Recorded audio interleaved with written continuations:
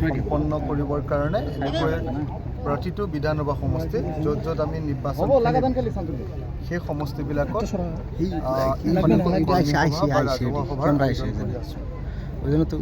এই মাহৰ ভিতৰতে আমাৰ বিৰোধী ঐক্য মঞ্চৰ আসন ভাগ বিতৰণ সমাপ্ত হ'ব আৰু এই মাহৰ ভিতৰতে যদি আসন ভাগ বিতৰণ আমাৰ সমাপ্ত হৈ যায় তেতিয়াহ'লে যাতে আমি আমাৰ নিজৰ সমষ্টিবিলাকত যাতে ভালকৈ নিৰ্বাচনৰ প্ৰস্তুতি চলাব পাৰোঁ, নিৰ্বাচনী কাম কাজ আগুৱাই লৈ যাব পাৰোঁ, সেইকাৰণে আমি এই মাহৰ ভিতৰত বিৰোধীৰ আসন ভাগ বিতৰাৰ আগতে তাৰ আগত একলানি সভা আয়োজন কৰি আহিছোঁ।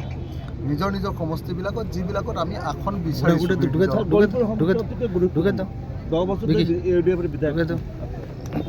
আপোনাৰ দলৰ পৰা ডিমাণ্ড কৰিব নেকি? ডেফিনেটলি গৌৰীপুৰ বিধানসভা সমষ্টিটোত আচলতে যোৱা 10 বছৰ ধৰি AIDFৰ বিধায়ক আছে আৰু AIDFৰ বিধায়ক থাকি গৌৰীপুৰ সমষ্টিটো ক'বলৈ গ'লে একেবাৰে অৱহেলিত কৰি পেলালে। ইয়াতে একেবাৰে উন্নয়নৰ বিষয়বিলাক তল পৰিলে আৰু তেওঁলোকে অকল হিন্দু মুছলমানৰ ৰাজনীতি কৰি থাকিলে। তো AIDFে আৰু BJPয়ে হিন্দু মুছলমানৰ ৰাজনীতি কৰি থাকিলে। সেইকাৰণে এইবাৰ আমি গৌৰীপুৰ বিধানসভা সমষ্টিত ডেফিনেটলি ৰাইজৰ দলৰ তৰফৰ পৰা খেলিবৰ কাৰণে আমি কংগ্ৰেছ দলৰ ওচৰত বা বিৰোধী ঐক্য মঞ্চৰ ওচৰত আমি এই সমষ্টিটো বিচাৰি তেখেতসকলৰ ওচৰত ইতিমধ্যে আমাৰ দাবী পত্ৰ প্ৰদান কৰিছোঁ আৰু সেইকাৰণে আজি আমাৰ দলৰ প্ৰথম প্ৰাথমিক প্ৰস্তুতি হিচাপত বহুদিন ধৰিতো মই গৌৰীপুৰ সমষ্টিত লাগি আছোঁ, কিন্তু এই অঞ্চলটোত অহা নাছিলোঁ। এই অঞ্চলটোত প্ৰাথমিক প্ৰস্তুতি হিচাপে আজি এই সমাৱেশখন আয়োজন কৰা হৈছে আৰু যদিহে বিৰোধী ঐক্য মঞ্চৰ তৰফৰ পৰা গৌৰীপুৰ সমষ্টিটো পাওঁ, অচিৰে এই সমষ্টিত আমি যাতে বিশাল বিশাল গণসমাৱেশ আয়োজন কৰিব পাৰোঁ তাৰ কাৰণে মই প্ৰস্তুতি চাবৰ কাৰণে আজি নামনি অসমৰ কোন কোন সমষ্টিত আপোনালোকৰ আচলতে ৰাইজৰ দলৰ প্ৰাৰ্থিত্ব প্ৰক্ষেপ কৰা হ'ব? মই আটাইবিলাক কোৱাটো ভাল নহ'ব, মানে মই আটাইবিলাক কোৱাটো ভাল নহ'ব, কিন্তু নামনি অসমৰ মই ধুবুৰী জিলাটো আমি ধুবুৰী জিলা, তাৰপাছত আপোনাৰ গোৱালপাৰা জিলা, তাৰপাছত আপোনাৰ বৰপেটা জিলা, এই জিলাকেইখনত প্ৰত্যেকখন জিলাতে আমি কেইবাটাও সমষ্টি দাবী উত্থাপন কৰিছোঁ। কিছু আলোচনা বিলোচনাও কংগ্ৰেছ দলৰ লগত হৈ আছে।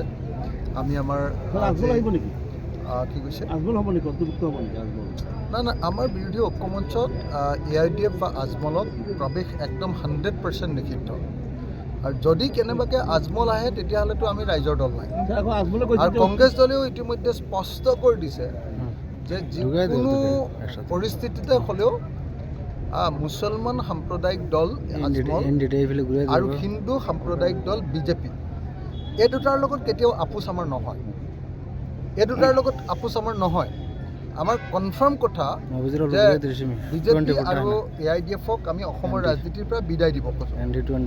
আমি অতি কনফাৰ্ম কথা ক'ব খোজোঁ যে হিমন্ত বিশ্ব শৰ্মা আৰু আজমলক আমি ৰাজনৈতিকভাৱে ব্ৰহ্মপুত্ৰত দলিয়াই দিব খোজোঁ, যাতে আমি সুখে শান্তিৰে অসমীয়া মানুহবিলাকে হিন্দু মুছলমান খ্ৰীষ্টান জৈন বৌদ্ধ শিখ সকলোৱে মিলি যাতে একেলগতে অসমখনত বসবাস কৰিব পাৰোঁ। সকলো জনজাতি সকলো জাতি সকলো জনগোষ্ঠীৰ মানুহে যাতে ঐক্যবদ্ধভাৱে আমি জীয়াই থাকিব পাৰোঁ। সেইকাৰণে আজমল এটা বিষবাস্প অসমৰ কাৰণে আৰু ঠিক তেনেকৈ হিমন্ত বিশ্ব শৰ্মা অসমৰ কাৰণে এটা বিষবাস্প। এই দুইটা বিষৰ পুলি, এই দুইটা বিহুকুটিক আমি অসমৰ সমাজ জীৱনৰ পৰা আমি উভালি পেলাবই লাগিব।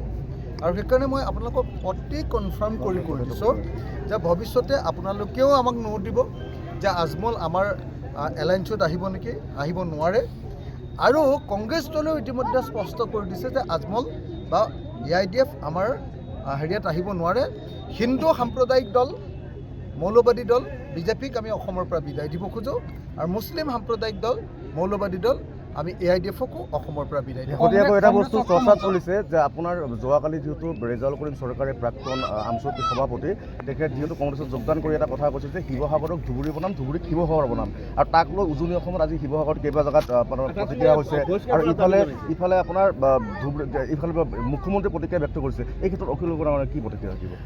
মোৰ অতি স্পষ্ট কথা যে আমাৰ শিৱসাগৰক যেনেকৈ আমি ধুবুৰী বনাবলৈ নিদিওঁ, ঠিক তেনেকৈ ধুবুৰীকো কোনেও শিৱসাগৰ বনাবলৈ নিদিয়ে।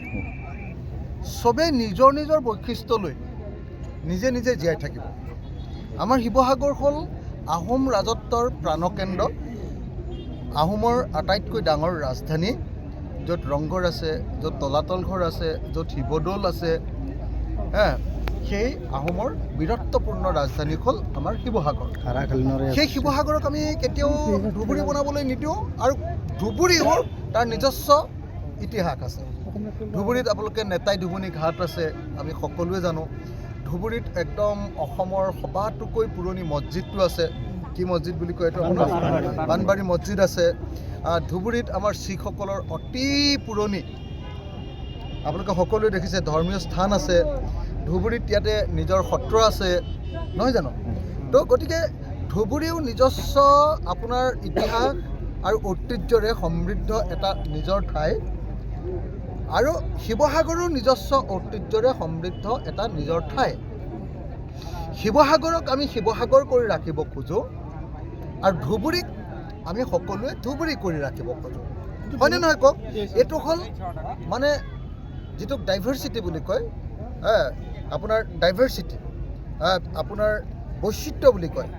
বৈচিত্ৰ্য, এটা জাতিক আন এটা জাতি কৰিম বুলি ক'লে কোনেও মানি ল'ব নোৱাৰে, এটা ঠাইক আন এটা ঠাই কৰিম বুলি ক'লে কোনেও মানি ল'ব নোৱাৰে। গতিকে মই ভাবোঁ যে ৰেজাউল কৰিম চৰকাৰে ভুলকৈ হওক শুদ্ধকৈ হওক, মানে মুখেৰে কওঁ বুলি কৈয়ে হওক বা নোকোৱাকৈ হওক, তেওঁ কালি যি বক্তব্য দাঙি ধৰিছে সেই বক্তব্য ভুল। আৰু মই ভাবোঁ যে ৰেজাউল কৰিম চৰকাৰে এই বক্তব্য উঠাই লোৱা দৰকাৰ, আৰু অসমবাসী ৰাইজৰ ওচৰত ক্ষমা বিচৰা দৰকাৰ যে এনেকুৱা কথা ভৱিষ্যতে নকয়। হিমন্ত বিশ্ব শৰ্মাই বিচাৰি আছে যে এনেকুৱা ধৰণৰ, আগতে এনেকুৱা ধৰণৰ কথাবিলাক মানে আজমলে কৈ থাকে যে, আজমলে কি বুলি কয়, ইনশাআল্লাহ এনেকৈ কয়নে নাই, যে এইবাৰ আপোনাৰ লুঙি আৰু টুপিৰ চৰকাৰ, মানে অসমত লুঙি আৰু টুপিৰ চৰকাৰ বনাম, এনেকুৱাবিলাক কথা কয়নে নহয়? আকৌ ধুবুৰী শিৱসাগৰ বনাম বুলি কয়, আকৌ শিৱসাগৰক ধুবুৰী বনাম বুলি কয়, আকৌ এটা উত্তেজনাৰ সৃষ্টি কৰিব খোজাটো কি উদ্দেশ্য? কিন্তু গৌৰৱ মই সেইবিলাক একো কথা বুজি নাপাওঁ। কিন্তু মই একদম এটা কথা অতি স্পষ্টভাৱে কওঁ, যিটো কথাই অসমৰ মানুহক আঘাত দিয়ে, যিটো কথাই অসমৰ মানুহে বেয়া পায়, তেনেকুৱা ধৰণৰ কথা কোনো ৰাজনীতি কৰা মানুহে কোৱা উচিত নহয়। সেইকাৰণে ৰেজাউল কৰিম চৰকাৰক মই এই কথা উঠাই ল'বৰ কাৰণে আহ্বান জনাইছোঁ, আৰু তাৰ কাৰণে ক্ষমা বিচাৰিবৰ কাৰণে আহ্বান জনাইছোঁ, আৰু কংগ্ৰেছ দলকো মই আহ্বান জনাইছোঁ যাতে এনেকুৱা ধৰণৰ বক্তব্য তেওঁলোকৰ মঞ্চত প্ৰকাশ কৰিবলৈ অনুমতি নিদিয়ে। গৌৰৱ গগৈ